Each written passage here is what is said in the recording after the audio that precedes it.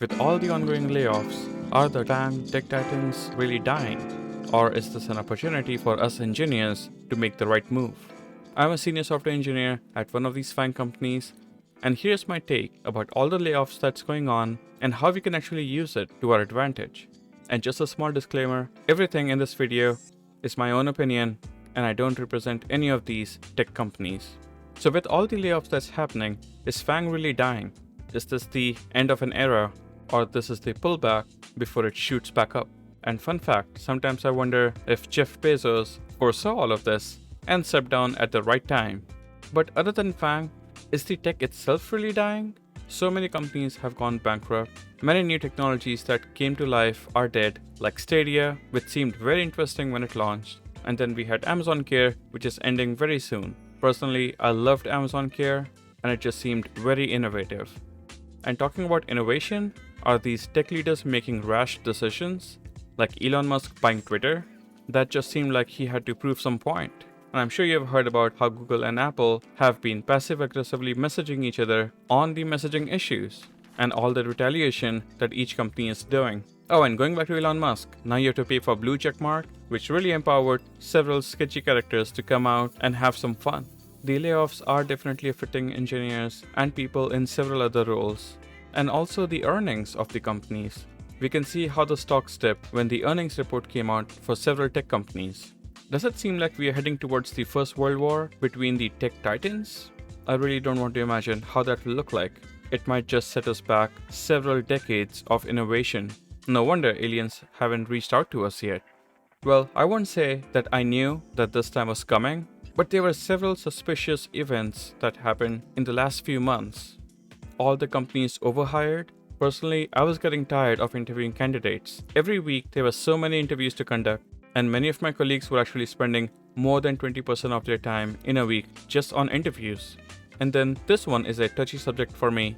Many of my friends who got jobs at the company where I work at, they were discussing their compensation with me, and they were asking if it's fair. And when I heard the compensation ranges, I was just in a shock, because they were being hired for a level below me, and they were being paid more than me, and I just couldn't wrap my head around it, and that just seemed so weird.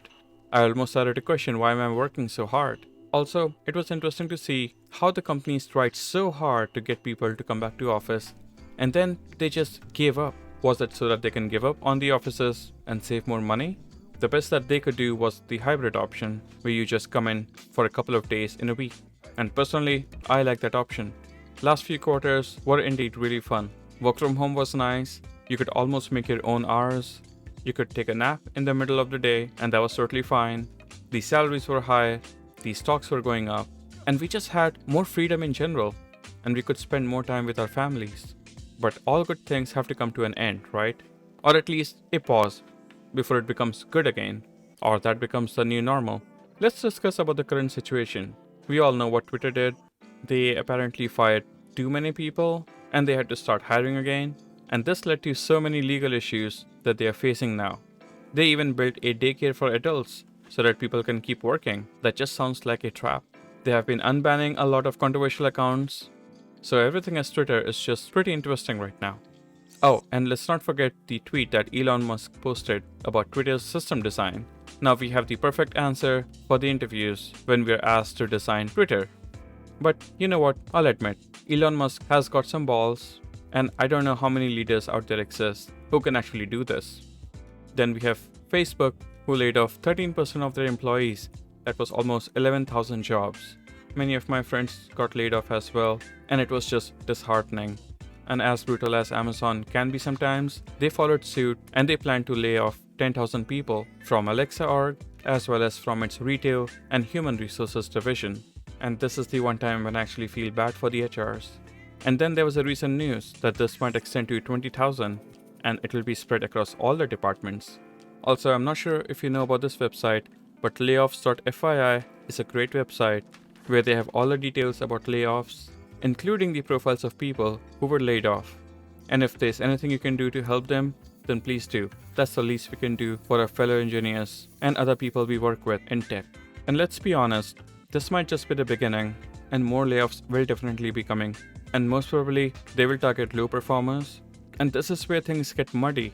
Maybe things might get political and you're actually not a low performer and you get laid off. And usually we don't have any visibility into how these decisions are exactly being made.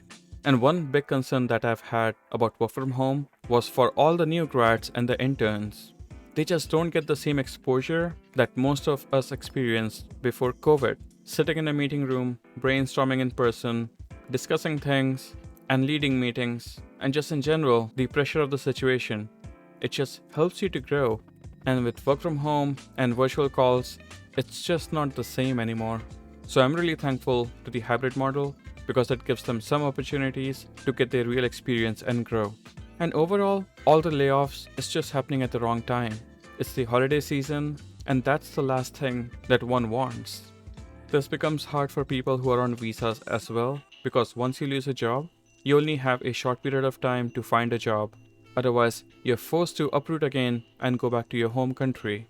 But then there's another reality to all of this. Tech will recover. Otherwise, I think we all should prepare for Stone Age. We need technological advancements. We need to build new software, new hardware, and just keep innovating. And my experience is primarily on software, and one thing that I know about it for sure is that building new software requires a lot of work.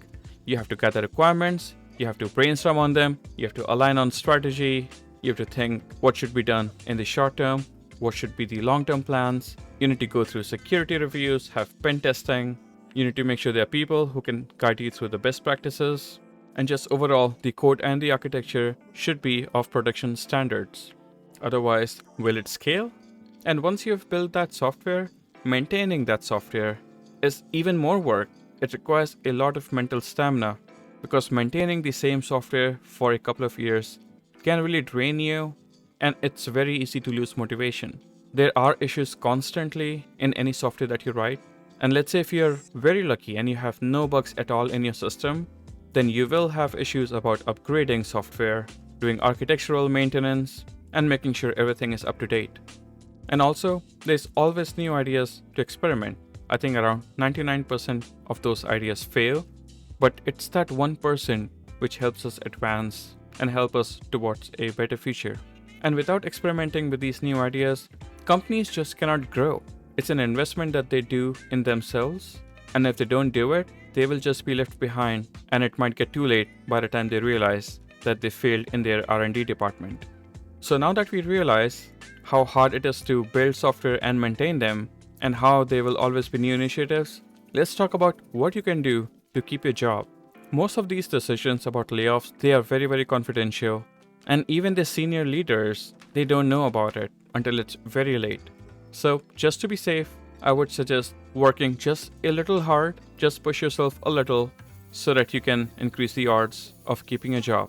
I think it's better to do something than nothing, and pushing a little is the least we can do. Make sure you have constant communication with your manager. Let them know everything you're working on, all the hard problems you're solving, how you're helping others, and just try to step up and be more helpful towards your manager and the team. And I would be conservative, try not to switch jobs or teams right now, unless you think it's really, really necessary to you, or you think it won't affect you. It's just one of my personal preferences where I just don't want to take the risk of switching to a different team. And for others who will be looking for a job soon, or who are actively looking for one, I think this is a great time to prepare and be ready for when the job market recovers again. For preparing for interviews, everyone says one thing: grind LeetCode. But I don't think that's the right strategy. I know I make videos on LeetCode, but I try not to solve every single problem, even though that's one of my goals, and that's just a personal goal, and it's not related to interviews at all. As I mentioned earlier, I have conducted several interviews, and my advice would be to learn the basics of data structures and algorithms. If you are a new grad, or if you will be a new grad, make sure your basics are clear. You know trees, you know linked lists, you know arrays, you know how to solve basic equations on them, you know how to iterate on them, and basically practice some important LeetCode questions. Again, don't grind LeetCode blindly, but focus on some important questions that can actually help you. And this is very subjective. I know there are several lists out there like Blind 75 and several other lists which tell you which questions to do. So you can follow them, or you can follow my channel where I tackle LeetCode questions which I think are important for interviews. And I also cover basics of data structures, and I already have some videos out on trees, and I'll be making more such videos. I'll spend some time and compile a list of questions and topics that I think are very critical for interviews. So please don't forget to subscribe to my channel and sign up to my newsletter to get these updates. And most important of them all, make connections. I'm an introvert, it's hard for me to do that, but I try to make as many connections as possible because they are always helpful, and you won't believe it how many times I have tapped into these connections and I've gotten out of sticky situations and even helped out several of my friends. Make sure these connections don't die, and some of these connections will actually be your best resource for life. And just don't lose hope. I know it's easy for me to say that, but I have worked with engineers who were from a completely different background, and now they are the best engineers. So if you put in the right effort, I think you will make it. There's always some luck involved, but in the end, the deserving people become successful. And if you have any questions or you need any guidance overall, please don't hesitate to email me, and I'll try my best to spark some inspiration. I hope this video helps you to realize that the situation right now might actually improve, and this period might actually be a great time for you to prepare and be ready for your next big adventure. My heart goes out to everyone who has been laid off, but I really hope you can find jobs soon. And there was a news article where I read that all the startups are getting all of these bright minds from these big companies. So maybe we'll see a lot more unicorn companies that come out of this harsh period right now.